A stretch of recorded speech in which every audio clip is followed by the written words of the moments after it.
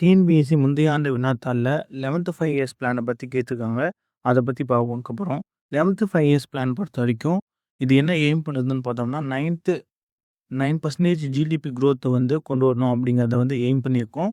இது 2007 டூ 2012 அப்படிங்கிற காலகட்டத்தில கொண்டு வரப்பட்டது. அது மட்டும் இல்லாம, அந்த டைம் பிரைம் மினிஸ்டர் அதாவது மன்மோகன் சிங் அவருடைய ஆட்சி காலத்தில கொண்டு வரப்பட்டது.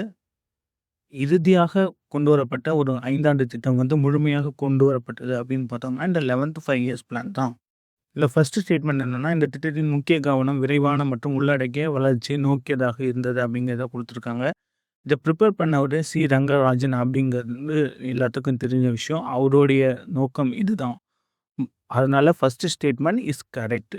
நெக்ஸ்ட் வந்து வளர்ச்சியின் பலன்கள் அனைத்து தரப்புகள் மக்களையும் சென்றடைய வேண்டும் என்பதை இத்திட்டம் வலியுறுத்துகிறது.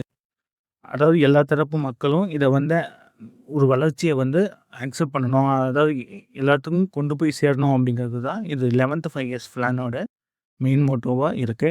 நெக்ஸ்ட் நாட்டின் கிழக்கு பகுதியில் அரிசி உற்பத்தி அதிகரிக்கிறது. ஆக்சுவலா 3 ஸ்டேட்மெண்ட் வராது. ஏன்னு பார்த்தோம்னா 7த் 5 இயர்ஸ் பிளான் அதிலேயே கொண்டு வந்திருப்பாங்க.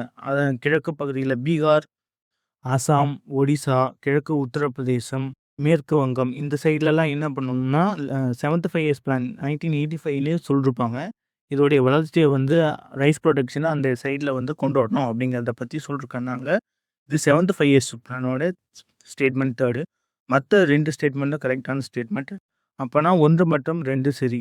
அதே டைமில் இன்னொன்று என்ன தெரிஞ்சுக்கணும்னு பார்த்தோம்னா, அந்த டைமில் ராஷ்ட்ரிய ஸ்வஸ்திய பீமா யோஜனா அப்படிங்கிற ஒரு ஸ்கீம் வந்து கொண்டு வந்திருப்பாங்க. அது குடும்பங்களில் இருக்கிற சுகாதாரத்தை வந்து மேம்படுத்தணும் அப்படிங்கிறத தாங்கி கொண்டு இந்த 11த் 5 இயர்ஸ் பிளானில் ஒரு முக்கியமானதாக இருந்துச்சு.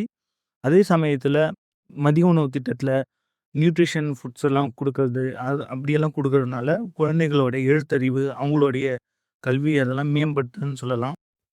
அது மட்டும் இல்லாமல் ஆல்ரெடி நம்ம பார்த்துருப்போம் பப்ளிக் செக்டார் பற்றி நம்ம சேனலில் ஒரு வீடியோ பார்த்துருப்போம். அதே மாதிரி இந்த டைம் அப்போ என்ன பண்ணுவாங்கன்னு பார்த்தோம்னா, தொலைத்தொடர்பு, மின்சாரம், அது மட்டும் இல்லாமல் நீர்ப்பாசனம் இந்த மாதிரியான துறைகளில் வந்து தனியாருடைய பங்கு இருக்கணும் அப்படின்னு சொல்லிட்டு அவங்களுடைய மூலதன முதலீடை வந்து திரட்டப்பட்டதை வந்து இந்த 11த் 5 இயர்ஸ் பிளானில் தான்.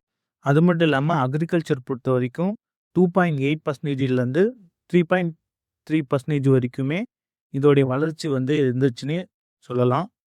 அது மட்டும் இல்லாமல் பாவர்ட்டி டிடெக்ஷனுமே இந்த டைம் அப்போ ஆகியிருக்கு. இதுக்கு முன்னாடி கொண்டு வரப்பட்ட 5 இயர்ஸ் பிளானை விட 11த் 5 இயர்ஸ் பிளானில் தான் ஓரளவுக்கு ரிடக்ஷன் ஆனதுன்னே சொல்லலாம்.